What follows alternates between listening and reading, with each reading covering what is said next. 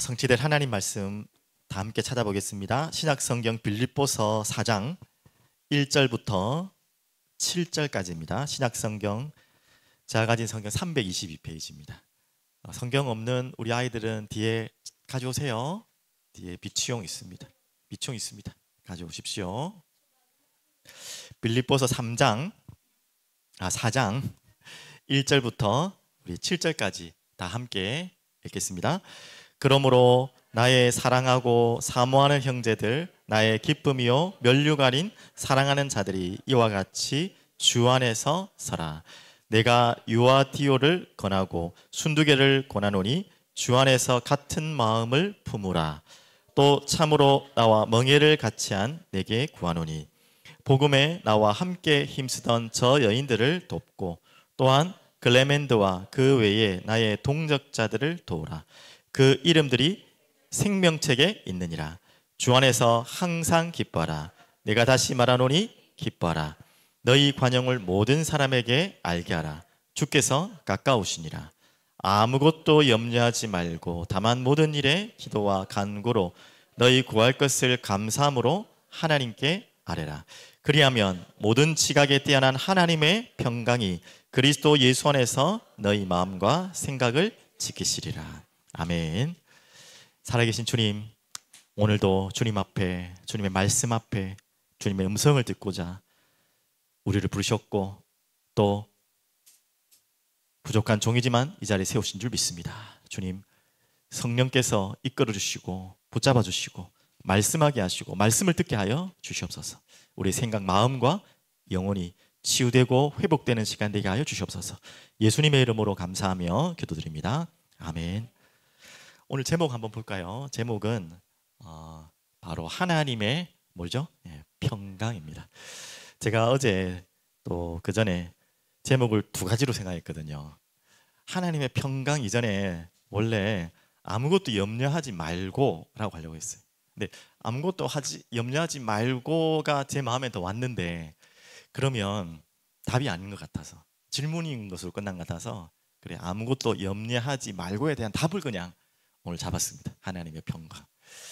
또 다시 설명드리면 정말 성경에는 오늘 나와 있는 말씀이고 오늘 이 본문의 말씀 너무 잘 아는 말씀이고 또 제가 어디 지나가다가 극동방송에 들었는데 우리나라 교인들, 신앙생활 하는 분들이 가장 사랑하는 또 좋아하는 성경 구절들이 있잖아요. 그거를 한번 조사를 해봤답니다. 그 중에 정확한 기억은 안 나는데 지금 오늘 읽은 4장 6절 7절이 거의 10위 안에 들어가더라고요. 그 많은 성경 구절 가운데서 가장 사랑하고 좋아하는 성경 구절 10위 안에 들을 정도로 유명한 성경 구절이고 또 은혜 받는 성경 구절입니다. 모든 말씀이 다 중요하고 소중하지만요. 그러면 왜 많은 성도들이 이 말씀을 붙잡을까요? 그럼 또 반증이죠. 뭐 하고 있다는 말이죠? 많은 성도님들이 지금 저기에 대한 답이 없다는 거죠. 아무것도 하지 마라, 염려하지 말고. 너무 좋은 이야기인데 솔직히 좀 불가능한 것 같지 않습니까? 저걸 가능할까? 그냥 염려하지 마라 말은 가능하겠지만 전제가 있어요. 단서가 있어요. 뭘 염려하지 마라? 아무것도 어떻게 저게 가능할까? 무슨 말인 줄 알겠고 희망사항이지 정말 가능할까요? 오늘 그 답을 찾으십니다. 그 답이 오늘 제목이지만 그러면 오늘 아무것도 염려하지 마라라고 했는데 자 이번 주 우리 목요일 날 아시다시피 지금 앞에 왜 저 플랜카드를 아직 떼지 않았습니까? 라고 질문하신 분들이 있어야 되는데 마음속으로 질문하시면 있겠지만 일부러 이번 주간만큼이라도 목요일 날 우리 설립 감사 예배를 드렸기 때문에 이번 주일만큼이라도 같이 그 마음을 잊지 말자는 마음으로 붙여놨고요. 좀 어색하지만 이제 어떻게 보면 본격적으로 우리 사랑이 흐르는 교회가 시작되었습니다. 이미 시작되었지만 시작되었습니다. 그런데 그 시작되면서 주신 오늘 또 주간에 주신 말씀 이 말씀에 염려하지 마라. 그 말은 또 자꾸 우리가 반증을 말하지만 이 교회에서 가장 많이 일어나는 일 중에 하나가 바로 오늘 읽은 본문 속에 일어난 일일 수 있다는 거예요. 또 일어날 일 그런 예언은 안 좋지만 그런데 반드시 일어나요. 일어날 수도 있고 일어날 일이에요. 반드시. 그게 뭐예요? 오늘 나온 것처럼 염려, 문제입니다. 그 문제 속에서도 갈등은 또 가벼운 이야기고 갈등이 좀 더 심해져서 어때죠? 분쟁까지도 올 수 있는 지금 그 이야기를 바울을 통해 빌립보서를 하고 있습니다. 그래서 이 문제, 염려, 문제가 오니까 염려가 되겠죠. 여러분의 인생도 마찬가지입니다. 교회뿐만 아니라 여러분이 이제 응아 태어나가지고 지금까지 또 살아오셨을 때까지도 그렇고 살아가야 될 날까지도 그렇고 분명히 여러분도 이미 알고 있지만 반드시 피할 수 없는 게 있어요. 인생이 시작되고 마지막 죽는 그날까지 이 땅에서 없어지지 않을 피할 수 없는 게 있어요. 그게 뭡니까? 서로 나온 저겁니다. 뭐예요? 염려. 그 이전엔 문제가 오니까 염려가 오겠죠. 또 문제가 오기 전에 염려하기도 하겠지만요. 인류의 역사도 마찬가지입니다. 문제가 이 인류 역사에 없은 적이 없어요. 자, 그러면 조금 문제를 다른 시각으로 보는데요. 우리가 문제라는 말을 굉장히 많이 쓰는데 사전에는 좀 정의를 해놨잖아요. 사전에는 네이버 사전을 찾아봤어요. 네이버 치면 문제가 도대체 뭐냐. 너무나 여러분과 제 마음속에 알고 있는 단어인데 굳이 찾아볼 필요도 없는 단어인데 찾아보니까 그 사전적 의미가 굉장히 많은 메시지를 주더라고요. 자, 문제 3가지로 정리하는데요. 첫 번째 문제에 대한 사전적 의미는요, 해답을 요구하는 질문이 문제래요. 물음. 해답을 요구하는 물음. 맞죠? 그래서 여러분 보통 이 부분은 이제 아이들이 학교 갈 때 학교에서 시험 치는 시험 문제 뭐 그렇잖아요. 해답은 분명히 있는데 그 해답을 찾기 위해서 질문하는 부분을 말하겠죠. 또 이 말은 우리가 메시지를 잡으면 어떤 문제에도 뭐가 있다는 거죠. 그러면 문제라는 그 단어 자체에는 해답이 있다는 것입니다. 그 전제를 하고 문제가 있다는 거예요. 두 번째 사전적 의미는 뭐냐면 논쟁이랍니다. 논쟁, 논의 따위의 대상이 되는 것이라고 정의되어 있습니다. 이 부분도 우리가 메시지로 잡으면 이제 대학생 졸업할 때 또 조금 우리 아이들이 공부할 때 하면 보통 이제 논문을 쓰게 됩니다. 논문을 쓰게 되면 논문은 아니더라도 여러분이 뭔가 보고서를 쓰면은 제일 먼저 시작되는 게 뭔지 아세요? 제일 먼저 써야 되는 게 뭔지 아세요? 어떤 논문이든 뭐 보고서든 우리 아이들도 조금 있으면 뭐 글 쓰게 되면은 제일 먼저 쓰는 게 있어요. 그게 뭔지 알아요? 문제 제기. 이거부터 써요. 그걸 서론을 합니다. 문제 제기를 써요. 그 다음에 본론으로 들어요. 이 문제에 대해서 난 이렇게 생각한다. 결론은 이렇다. 그게 모든 형식이거든요. 그런 의미에서 문제는 어떤 말이죠? 뭔가 중요한 논쟁이 될 수 있는, 연구할 수 있는 거리가 된다는 거예요. 많은 것을 생각할 수 있는 거리가 된다는 것이고, 그 말은 변화할 수 있고 갱신할 수 있는, 발전시킬 수 있는 근거가 된다는 겁니다. 좀 긍정적인 의미의 지금 문제를 계속 이야기하고 있습니다. 바로 문제라는 단어 자체에 이미 사전적 의미에도 2가지는요 긍정적인 의미입니다. 해답이 있다는 전제가 있고요. 두 번째는 이게 문제 같지만 그 문제를 풀기 위해서 풀어나가면 그게 어마어마한 발전을 한다는 거예요. 지금 인류의 모든 역사의 발전도 여기서 시작된 거예요. 이 문제에서 시작된 거예요. 왜 이게 문제일까? 이거를 자꾸 발견하고 발전하다 보니까 인류가 역사가 발전한 거예요. 근데 우리는 지금 그런 문제를 문제라고 생각하지 않잖아요. 3번째 사전적 의미도 있습니다. 여러분과 제가 문제하면 딱 떠오르는 사전적 의미도 분명히 있습니다. 해결하기 어렵거나 난처한 일. 우린 다 이것만 문제라 생각하잖아요. 야, 이거는 해결하기 어렵고 난처하다. 근데 이 말에도 이미 어렵다고 했지 불가능하다고 안 했거든요. 해결하기 어렵거나 난처한 일, 대상. 자로 이게 사전적인 의미입니다. 자, 그러면 우리 사전적으로도 의미했는데 문제, 그래서 찾아오는 염려, 이미 뭐부터 시작한다는 거죠? 문제를 바라보는 우리의 눈과 시각부터 바뀌지 않으면 안 된다. 우리는 문제를 당할 때마다 가슴 속에 깊은 곳에 전제하는 게 있어요. 안 된다. 불가능하다. 안 되겠다. 이 마음이 확 부딪혀오는 거죠. 그러니까 문제만 보면 그게 부딪혀오니까 찾아오는 게 뭐래요? 염려가 찾아오는 거예요. 염려부터. 이거는 누구나 다 마찬가지입니다. 그런 마음에서 확 몰려오는 거예요. 두려움. 안 되겠다. 큰일 났다. 어쩌겠냐. 우리는 다 그래요. 맞죠? 자, 그러면 오늘 서론이 좀 길지만 오늘 한번 빌립보서가 지금 우리가 읽고 있잖아요. 여러분 빌립보서가 어떻게 쓰는지 혹시 배경을 아세요? 오늘 읽을 내용이 바울이 빌립보서를 쓰는 이유 중에 한 가지입니다. 뭔지 아세요? 오늘 이제 바로 나오겠지만 빌립보 교회에 문제가 생긴 거예요. 특히 이름까지 나옵니다. 누구예요? 예, 이름 나옵니다. 아까 순두계 또 유오디아. 한마디로 교회 안에서 중요한 일꾼들이 뭐 하고 있죠 지금? 싸우고 분쟁을. 너무나 중요한 일꾼들이 지금 마음이 틀어져 가지고 냉랭한 상태인 거예요. 그럼 교회 분위기가 어떻겠어요?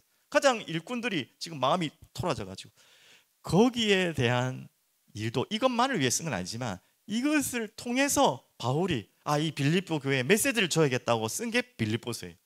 좀 역설로 말하면 이 유오디아 순두계가 싸우지 않았으면 빌립보서는 우리가 지금 읽지 못할 수도 있다는 거예요. 재미난 이야기죠. 우리가 지금 보면 그렇다는 거예요. 로마서도 마찬가지입니다. 왜 우리가 복음 중에 가장 복음을 잘 설명했던 성경을 누구든 모든 신학자들이 로마서라 그러거든요. 이 로마서 너무 귀한 말씀인데 로마서는 왜 쓰는지 아십니까? 바울이 심심해서 쓴 게 아니에요.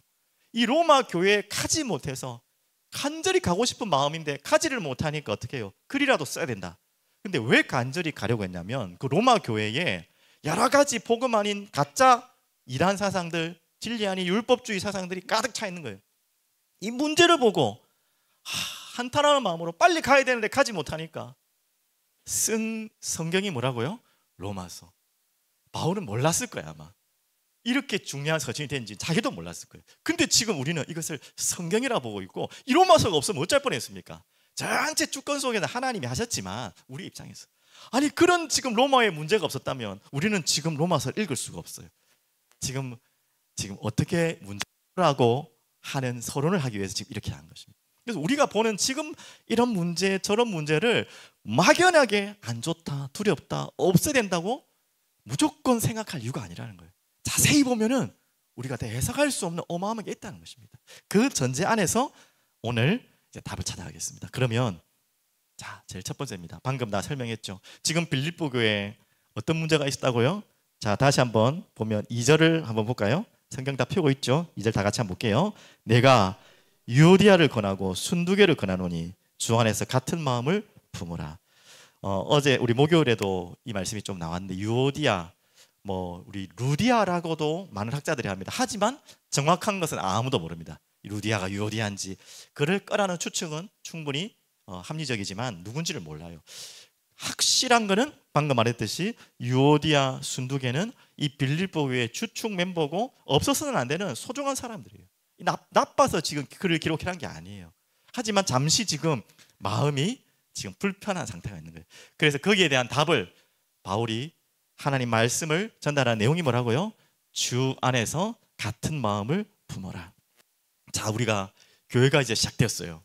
지금 우리 사랑하는 여러분 이미 여러분 눈치 다 채셨고 이미 우리 강사 목사님 우리 교회를 몰라도 오자마자 그냥 기분적으로 한 말이 아니라 사랑이 넘쳐 보인다고 한 거는 기본적으로 한 말이라 그게 느껴져요. 실제도 그렇고.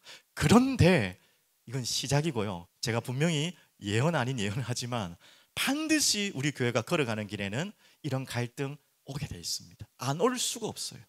이 갈등이 오고 문제가 오는 건 100%입니다. 하지만 이걸 어떻게 지나가느냐가 중요한 상황이죠. 맞죠? 유오디아 순두계가 복음을 모르는 악한 사람들이 아니라니까요. 교회를 어지럽히고 하는 신천지 요원이 아니라니까요. 정말 복음을 사랑하고 어떻게 보면 유오디아가 루디아라면 이 교회를 세운 개척 멤버입니다. 그런데 이런 지금 문제가 왔어요. 참 보통 문제가 아닌 거예요. 하물며 바울이 인격을 모독하려고 한 것도 아니고 이렇게 될 줄은 몰랐겠지만 이 유오디아 순두계에 싸운 거 이 지금 성경에까지 기록해놨어요. 그러면 최소한 빌립보 교인들에게 다 공개한 거예요. 공개될 만큼 큰 문제라는 거예요. 그 서신까지 기록해서 보냈다면 그 유오디아 순두계 마음이 어떻겠습니까? 막 쪼그라지고 싶겠죠. 그것도 그렇게 존경하는 바울 선생님이 자기 이름을 야, 좀 싸우지 마라 이 말이거든요. 그만 좀 싸워라 이 말. 얼마나 민망하고 또 이렇게 했습니까? 그만큼 또 바울이 이 두 분을 믿었던 거죠. 이런 정도 글을 쓴다고 해서 토라지거나 삐지고 할 사람이 아니기 때문에 또 이렇게 한 것도 맞겠죠. 하여튼 지금 교회 안에 작은 갈등이 아니에요. 작은 문제가 아니에요. 자, 우리에게도 교회가 시작됐지만 반드시 이런 일이 옵니다. 그러면 어떻게 해야 될까요? 그것도 복음을 사랑하고 교회를 사랑하는 사람들끼리 올 수 있다니까요. 분명히 미리 이 말씀 우리에게 주신 이유가 있겠죠. 그때 주신 말씀이 바로 이겁니다. 겸손하라. 이미 제가 빌립보서 2장을 설명할 때 이 배경을 설명했잖아요. 자, 그러면 우리에게 이런 일이 지금은 전혀 없지만 이런 일이 혹여나 우리 사랑이 흐르는 교회가 또 여러분이 교회 생활을 할 때 걸어갈 때에 이런 일들이 있을 때 어떻게 될까? 오늘 미리 말씀을 붙잡고 대비하시기 바랍니다. 그래서 첫 번째는 뭐예요? 겸손하라. 자, 앞에 한 장만 딱 넘기면 빌립보서 2장 1절에서 8절 이미 봤던 말씀입니다. 다시 한번 복습하는 마음으로 볼까요? 자, 다 함께 읽겠습니다. 그러므로 그리스도 안에 무슨 겉면이나 사랑의 무슨 위로나 성령의 무슨 교제나 긍휼이나 자비가 있거든 하면서 이제 우리에게 그 마음이 있지 않냐. 2절입니다. 마음을 같이하여 같은 사랑을 가지고 뜻을 합하여 한 마음을 품어. 이미 말해놨죠. 빌립보 2장에 다시 마무리되는 그 서신서에 다시 한번 복습하는 의미로 바울이 또 말씀드리는 거예요. 그러면서 3절 아무 일에든지 다툼이나 허영으로 하지 말고 오직 겸손한 마음으로 각각 자기보다 남을 낮게 여기고. 어떻게 하라고요? 겸손하라는 말 안에는 숨어있는 답이 뭐라고요? 남을 나보다 낮게 여기는 마음. 이게 진정한 겸손입니다. 그리고 저번에 말씀드린 것처럼 교만이 얼만큼 무서운 것인지, 이 교만은 어디에서 나에게 찾아온 것인지 그 근원을 찾아야 돼요. 알겠죠? 거기에서 우리가 속지 않아야 됩니다. 그리고 남을 낮게 여기는 마음. 그러면서 4절입니다. 같이 볼게요. 각각 자기 일을 돌볼 뿐더러 각각 다른 사람들의 일을 돌보라. 나의 기쁨을 충만하게 하라. 그러면서 5절 너희 안에 이 마음을 품으라. 곧 그리스도 예수의 마음이니 했죠. 그러면 오늘 주 안에서 같은 마음을 품으라고 했는데 그 같은 마음이 어떤 마음입니까? 결국 겸손한 마음이지만 어떤 겸손한 마음? 그리스도 예수의 마음입니다. 그러면서 그 유명한 말씀 6절부터 계속 읽어볼게요. 그 예수의 마음이 이런 마음입니다. 그는 근본 하나님의 본체시나 하나님과 동등됨을 취할 것으로 여기지 아니하시고 오히려 자기를 비워 종의 형체를 가지사 사람들과 같이 되셨다. 그렇게 말했죠. 이런 마음, 이만큼 그리스도께서 겸손한 마음으로 우리에게 찾아오셨다. 우리는 어떻게 하겠냐? 우리가 이런 분쟁하는 마음, 갈등의 마음, 해결할 수 없는 교회 안에 소중한 사람들끼리에 뭔가 이렇게 딱 있을 때마다 이 마음을 품으십시오. 자, 다시 아까 말씀드리면 이 진짜 빌립보 교회 이 분쟁이 없었으면 어쩔 뻔했습니까? 분쟁이 나쁜 거지만 당연히 없어야겠지만 이런 일을 통해서 시작된 게 뭐라고요? 바울의 서신 빌립보서가 시작됐고 이 어마어마한 복음의 핵심 내용이 이렇게 선포된 것입니다. 맞죠? 그러면서 8절 사람의 모양으로 나타나사 자기를 낮추시고 죽기까지 복종하셨으니 곧 십자가에 죽으심이라. 자, 그러면 에베소 교회에도 비슷한 말씀을 줬어요. 또 거의 대부분의 서신서는요 그 쓴 바울이 이유가 다 문제가 있기 때문에 그런 거예요. 그래서 우리가 교회로 왜 이렇게 문제가 많어? 교회라는 게 왜 이렇게 이런 말이 많어? 아니에요. 그걸 이상하게 생각할 게 아니에요. 그러면 안 되겠지만 그럴 수 있다는 거예요. 당연하다는 말이 아니라 그거에 속지 말라는 것입니다. 그러면서 에베소 교회는 어떻게 비슷한 말을 했지만 자, 여러분 찾기 어려우면 앞에 딱 3장만 넘기면 제가 가진 성경 3장만 앞으로 넘기면 에베소 4장이 나올 겁니다. 4장 1절에서 4절. 자, 겸손하라는 말 속에 우리 이 말씀을 기억합시다. 다 같이 읽을게요. 그러므로 주 안에서 갇힌 내가 너희를 권하노니 너희가 부르심을 받은 일에 합당하게 행하며 모든 겸손과 온유로 하고 오래 참음으로 사랑 가운데서 서로 용납하고 평안에 매는 줄로 성령이 하나 되게 하신 것을 힘써 지키라. 몸이 하나요 성령도 한 분이시니 이와 같이 너희가 부르심의 한 소망 안에서 부르심을 받았느니라. 아멘이시죠? 왜 겸손해야 되는지, 왜 남을 낮게 해야 되는지, 왜 교만이 무서운지 알겠죠? 왜? 이 그리스도의 마음을 품을 수 없도록 하는 것이 바로 교만이거든요. 그래서 이것을 우리에게 주셨어요. 한마디로 교회는 뭡니까? 이 그리스도의 마음을 품은 자들이 모인 곳이 또 모여 있는 것이 교회예요. 그래서 우리가 교회 안에서 갈등이 오고 문제가 올 때마다 뭔가 마음에 말할 수 없는 뭔가가 답답함이 올 때마다 어떻게 하라고요? 오늘 그리스도의 마음을 품으라. 그리스도께서 우리에게 주신 마음을 품으라. 또 그리스도께서 우리 안에 오신 성령의 능력으로 한 소망으로 부르심을 받은 것을 기억하라. 오늘 이 말씀을 꼭 기억하시면 좋겠습니다. 자, 그러면 한 가지만 또 높아심에 한 말씀 드리면 이런 분도 계세요. 또 특히 예전에 교회를 정말로 봉사하시고 섬기신 분들 중에서 너무나 거기에 힘들어가 갈등 때문에 아유 난 이제는 교회 일이고 뭐고 다 싫다 그냥 왜 그냥 그런 꼴을 보기 싫고 뭐 문제 오고 갈등 오고 피곤해서 싫다. 자, 나는 조용히 그냥 예배만 드리고 가야겠다. 맞습니다. 너무나 마음이 무너지고 힘이 빠질 때는 그런 시간도 필요해요. 그게 다 틀렸다는 건 아닙니다. 하지만 그것이 신앙생활의 답은 아니에요. 문제를 회피하는 거거든요. 자꾸 회피하면 마음은 편하고 은혜 받을 수 있겠죠. 그래서 은혜는 당연히 받으시되, 그리고 힘을 얻어서는 다시 교회를 위해, 복음을 위해서 또 갈등의 자리에 들어가셔야 돼요. 우리는 어쩔 수 없이, 사람이 있는 곳은 우리는 불완전하기 때문에 갈등 안 하는 게 없어요. 안 할 수가 없어요. 갈등해야 되는 게 맞아요. 그 갈등을 어떻게 푸는지가 중요한 거예요.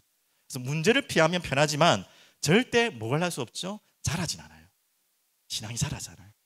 정말 오늘 말씀처럼 성령 안에서 하나 되어서 그 갈등이 있지만 속으로 들어가시면요, 여러분도 잘하고 그 상대방도 잘하고 교회도 잘하는 것입니다. 왜? 한 성령 안에 있다면 그 전제 아래, 당연히 뭐 교회를 무너뜨리려고 하는 뭐 이단이나 신천지 같은 사람들하고 우리가 막 그렇게 할 필요는 없고요. 맞죠? 정말 복음을 사랑하고 교회를 사랑하는데 서로 마음이 틀려서 갈등하는 것은 좋은 것입니다. 서로 교회를 위한 것이기 때문에 그것을 어떻게 여러분이 서로를 남을 옅게 여기면서 성령의 안에서 풀어나가느냐, 이게 여러분을 신앙을 자라게 하는 것이고요, 그 일을 통해 여러분 교회를 더 사랑하게 하는 거예요. 이걸 절대 놓치지 마십시오. 그러면서 두 번째요, 서로 도우라. 자, 다시 빌립보서를 보시면 되겠습니다. 3절 한번 볼게요. 3절, 4절, 5절 한번 다 함께 읽겠습니다. 또 참으로 나와 멍에를 같이 한 내게 구하노니 복음에 나와 함께 힘쓰던 저 여인들을 돕고 또한 글레멘드와 그 외에 나의 동력자들을 도우라. 그 이름들이 생명책에 있느니라. 5절, 4절 주 안에서 항상 기뻐하라. 내가 다시 말하노니 기뻐하라. 너희 관용을 모든 사람에게 알게 하라. 주께서 가까우시니라. 이제 3절부터 5절까지 많은 이야기를 했지만 지금 좀 집중해서 전달하는 내용은 서로 도우라는 거예요. 기뻐하면서 또 도우려면 뭐가 필요하겠죠? 관용이 필요하겠죠. 기뻐하고 서로를 이해하고 또 뭔가 넓은 마음이 있어야겠죠. 용서하는 마음. 그거 아니면 도울 수가 없습니다. 하물며 방금 바울이 실컷 용해놓고 또 그들을 또 도우래. 그러니까 그 욕이 아니에요. 맞죠? 중요한 훈계를 가르치기 위한 것이지 절대로 그게 아니죠. 맞죠? 그래, 알게 하라. 그러면서 2장 2절에 빌립보서 2장 2절에 조금 한 절 또 앞에 들어가시면 똑같은 이야기 아까 읽었지만 한 번 더 보시면 이렇게 나옵니다. 마음을 같이하여 같은 사랑을 가지고 뜻을 합하여 한 마음을 품으라 그랬죠. 이게 바로 한 마음으로 서로를 낫게 여기며 돕는 역할입니다. 다시 한 번 더 볼게요. 에베소서 4장 7절을 다시 보겠습니다. 오늘 교회에 대한 부분들을 다시 한번 딱 붙잡고 우리 교회를 시작하겠습니다. 에베소서 4장 7절입니다.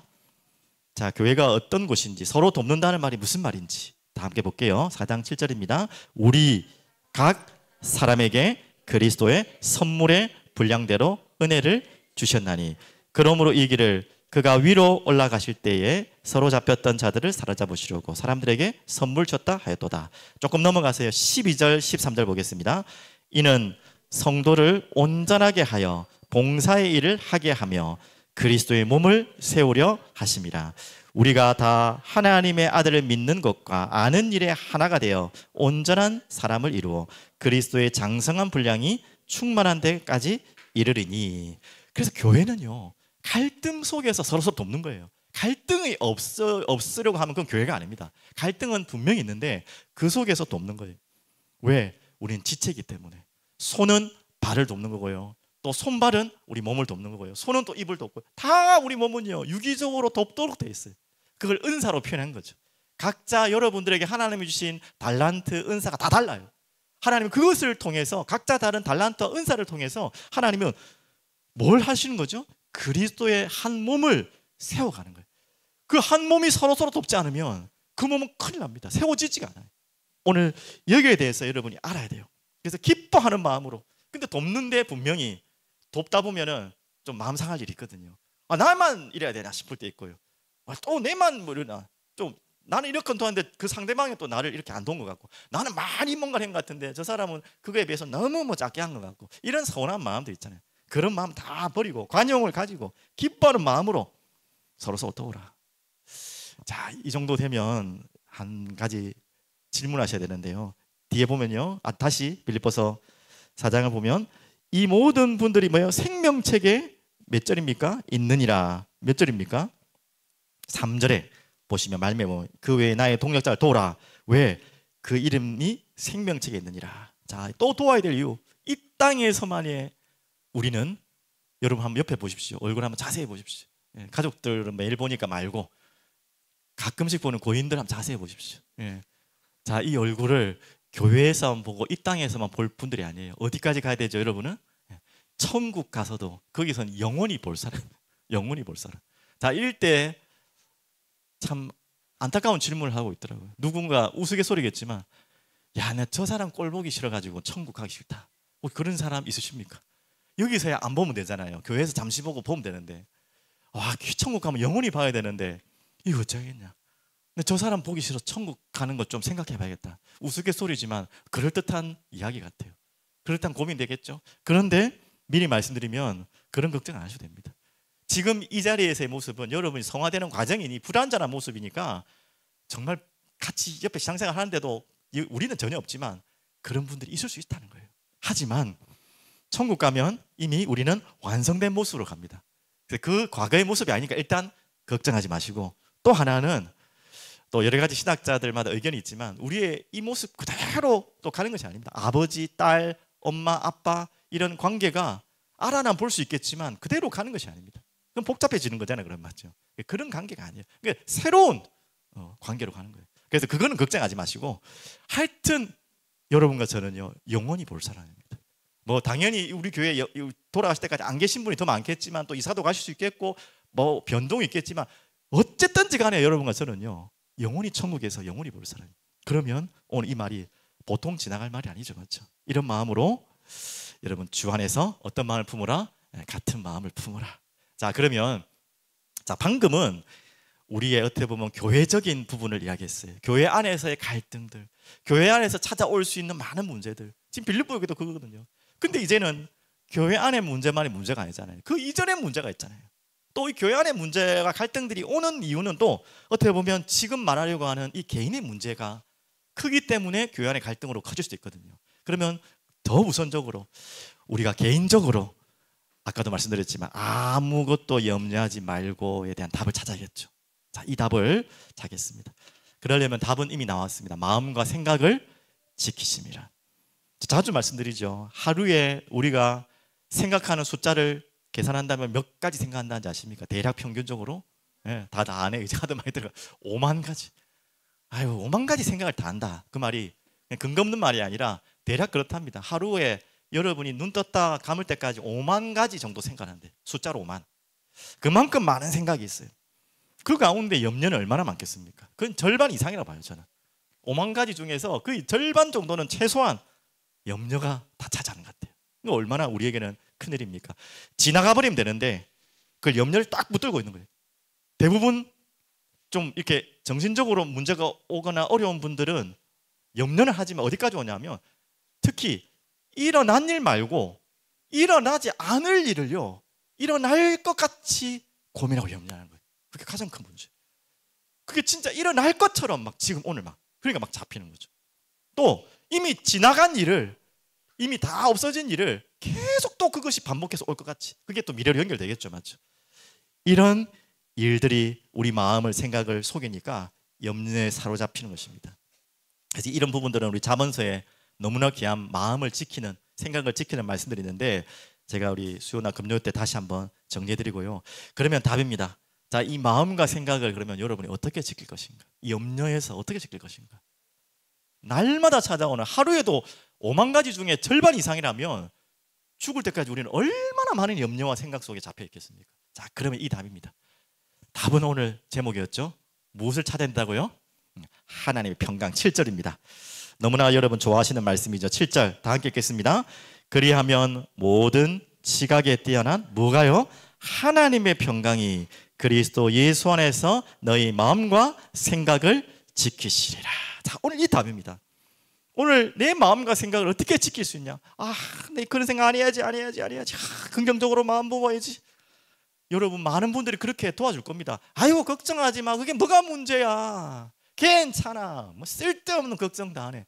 주변 분들은 남의 일이니까 쉽게 이야기를 해요. 저도 뭐 그렇게 실수를 많이 해요. 하지만 당사자는 안 그렇거든요. 그게 안 되니까 그렇지. 그래서 오늘 주셨으면 답이, 우리에게 답은 뭐라고요? 하나님의 평강이 임해야 돼요. 그 하나님의 평강에 대한 전제 조건이 뭐였습니까? 그 하나님의 평강은 모든 지각에 뛰어난 하나님의 평강. 그 말은 뭡니까? 그 하나님은 어떤 분이라고요? 전능하신 분입니다. 아까 전에 제일 처음에 질문했죠. 모든 일에 아무것도 염려하지 말아야 했는데 그게 가능합니까? 가능한 이유는 하나님이시기 때문에 가능해요. 여러분의 모든 일을 다 아시는 분은 하나님 한 분뿐입니다. 여러분의 모든 일을 다 해결할 수 있는 분은 하나님 한 분뿐입니다. 그래서 그게 가능한 거예요. 모든 지각에 뛰어난 여러분의 모든 일을 다 알고 계시고 과거, 오늘, 미래, 영원을 알고 계신 그분이, 전능하신 분이, 하나님은 여러분을 창조하신 창조주께서, 또 감사한 것은 누구 안에서? 그리스도 예수 안에서 주시는 하나님의 평강. 끝났지 않습니까?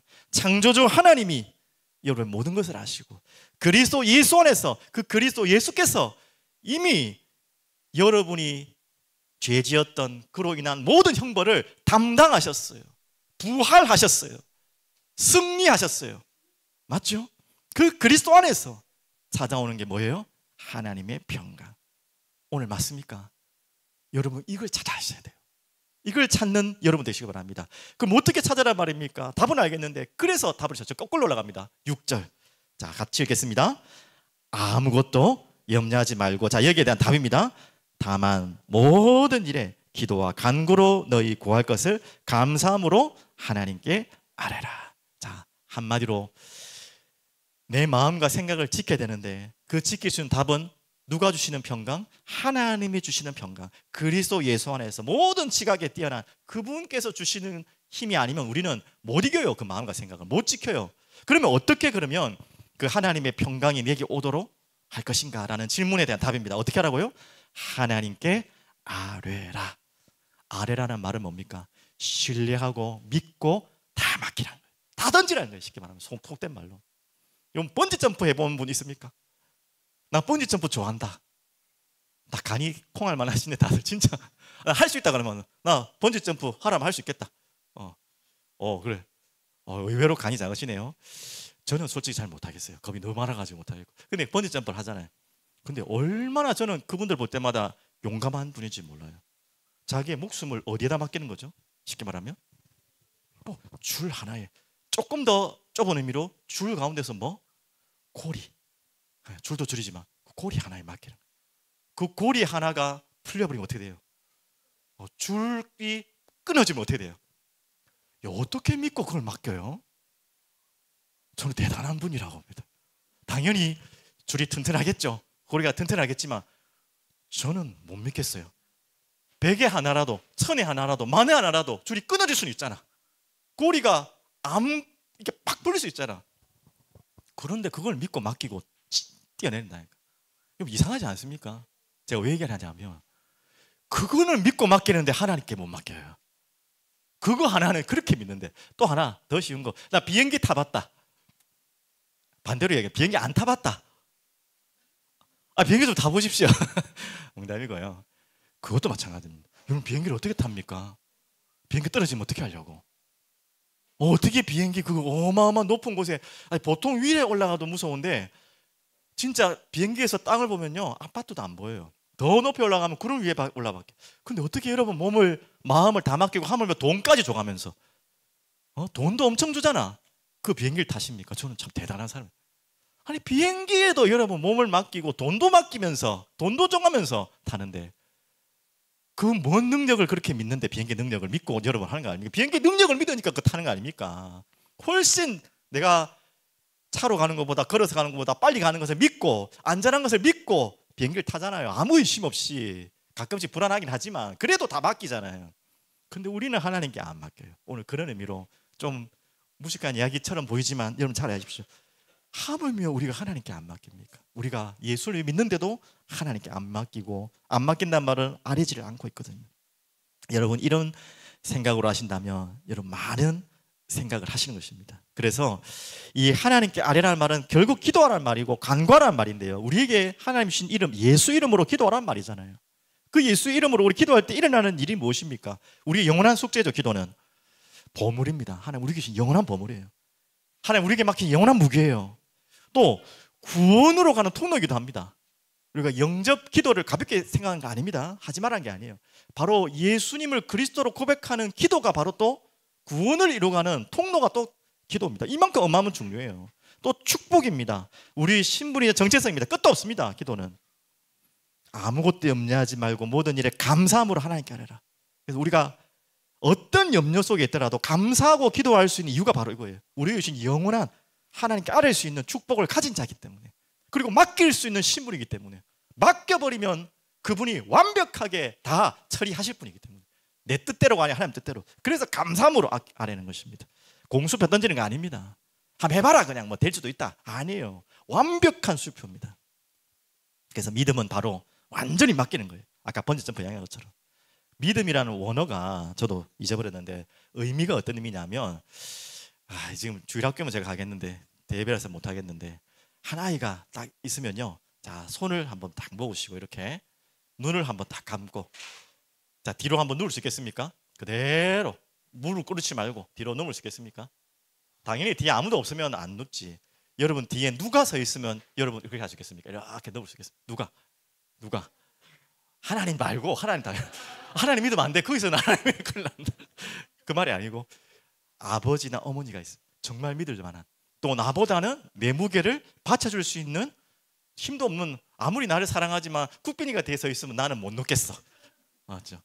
그래도 좀 건장한 우리 국현이 정도는 돼야지 제가 눕지. 맞죠? 하여튼 나를 받아줄 수 있고 받쳐줄 수 있고 믿을 수 있는 사람이면 내가 눕겠어요.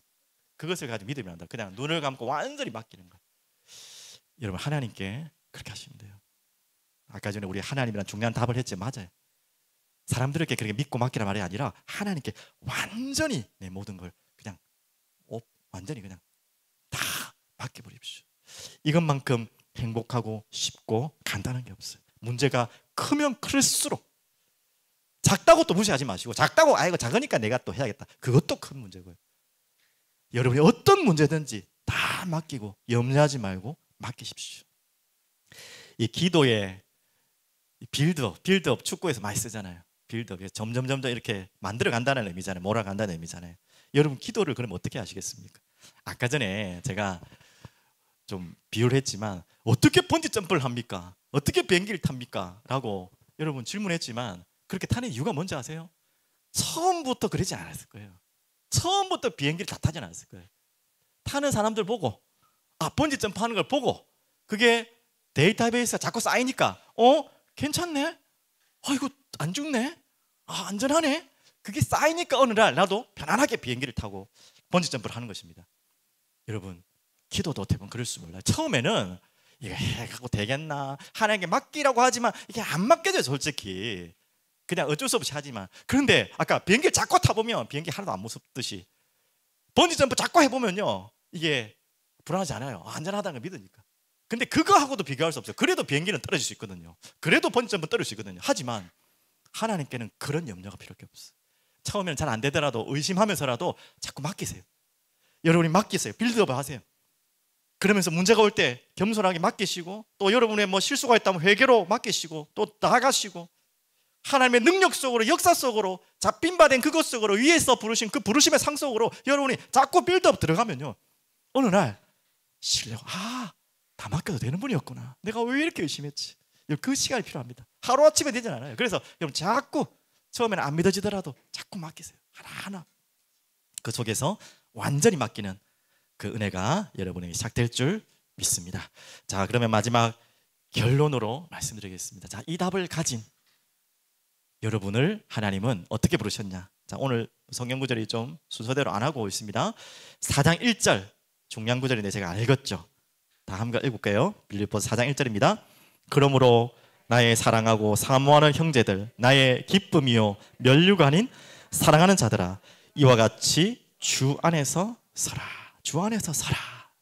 주 안에서 서라는 의미는 많은 의미겠죠. 하나님 앞에 서라, 하나님 앞에 시작하라, 하나님 앞에 달려가라, 하나님 앞에서 세워져 가라, 살아가라, 여러 가지 의미로 다 적용할 수 있겠죠. 하나님이 우리에게 원하신 겁니다. 읽었지만 한 번 더 볼게요. 4절 5절입니다. 주 안에서 항상 기뻐하라. 내가 다시 말하노니 기뻐하라. 너희 관용을 모든 사람에게 알게 하라. 주께서 가까우시니라. 결국 오늘의 결론입니다. 걱정하지 말고 염려하지 말고 맡기고 교회 안에 갈등 그것에 속지 말고 그걸 잘 풀어나가라. 하나님께 맡기라. 겸손하라. 지금 많은 이야기들이 지금 오고 갔습니다. 이 모든 것을 통해서 나아가야 될 목표는 무엇이죠? 바로 이야기입니다. 뭐라고 적혀 있으면 결론에 향기라는 내용을 설명하려고 해요. 여러분, 눈에 보는 것보다 듣는 것보다 오래 기억되는 게 뭔지 아세요? 보고 듣는 것도 기억이 오래 남지만 더 기억이 오래 남는 게 바로 향기입니다. 저는 어떤 향기가 굉장히 그립냐면 제 할머니, 어머니 아버지 살아 계시니까 할머님이 저 산청 저 시골에 살았거든요. 지리산 가는데 거기 가면은 이 할머니의 향기가 이게 그리워요. 여러분도 아마 그런 비슷한 부분이 있을 거예요. 맞죠? 어떤 또 맛 향기 비슷한데 할머니 집에 가면 주는 김치는 우리 집에서 먹는 김치랑 맛이 달라요. 어릴 때는 몰랐는데 크고 나서 알았어요. 왜 다르지? 처음에는 좀 못 먹겠더라고요. 근데 지금 너무 그리워요. 김치에 뭘 넣냐면 산초를 넣는 거예요. 산초가루. 그 저희 집 사람은 산초가루는 못 먹습니다. 아무것도. 전라도 사람들은. 경상도 사람들은 산초 좋아하잖아요. 또 방아 알죠? 이 두 가지 음식을 많이 넣었어요. 어릴 때는 뭔지 모르고 처음에는 조금 향이 이상하다 했는데 어른이 되니까 그 향이 너무 그리운 거예요. 그래서 김치에 산초 들어간 또 지금 또 김치 산초 같은 거 막 가져오지 마십시오. 그 말은 아니니까 또 오해하지 마시고 하여튼 그리워요. 그 김치에 어쩌다가 가게 가면 산초 뿌린 김치가 물김치도 나오더라고요. 너무 막 그 생각이 나요. 그리고 이런 시골길 지나가면 이렇게 불 있잖아요. 저희 시골 옛날 아궁이에 부풀 떼고 그런 시골이 돼가지고 제가 어릴 때 막 불로 막 불 많이 떼었거든요. 얼굴 시커매지고 그랬거든요. 근데 그 향기 있잖아요. 짚을 태운 향기, 그다음 소 여물 주는 향기, 그게 아직도 생생히 납니다. 솔직히 할머니 얼굴은 지금 오락가락 하거든요. 당연히 기억은 나지만 잘 기억이 안 나요. 음성도 잘 기억이 안 나요. 그런데 할머니가 해줬던 또 그곳에 있었던 향기들은 지금도 기억이 나고 계속 좋은 기억으로 남고 그리워지고 떠올라요. 여러분도 그런 비슷한 뭔가가 있잖아요. 맞죠? 지금 얘가 얘기하고 싶은 거는 그런 코로 맞는 향기를 말한 게 아니라 그리스도의 향기입니다. 오늘 이 모든 부분을 통해서 하나님이 또 바울을 통해서 빌립보 교회에게 뭘 부탁하는 것이냐 하면 바로 이 향기를 날리라는 것입니다. 어디로? 교회 안에서 이 사랑스러운 향기를 세상으로 날리라는 것입니다. 자, 이 구절을 고린도후서 2장 14절 17절로 마무리하겠습니다. 한번 보시겠습니다. 한번 앞에 구절을 보시고 같이 한번 읽어볼게요. 항상 우리를 그리스도 안에서 이기게 하시고, 우린 여러분은 절대 질 수 없는 존재예요. 이기게 하시고 우리로 말미암아 각 처에서 그리스도를 아는 뭐예요? 냄새를 나타내시는 하나님께 감사하노라. 자, 15절 우리는 구원받는 자들에게나 망하는 자들에게나 하나님 앞에서 그리스도의 향기니. 이거 무서운 이야기입니다.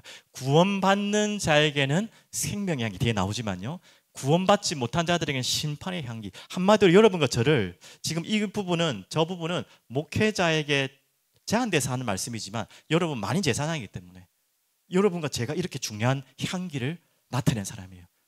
여러분을 통해서 정말 이런 어마어마한 심부름을 감당케 하신 하나님이십니다. 그래서 16절, 그래서 그 이야기입니다.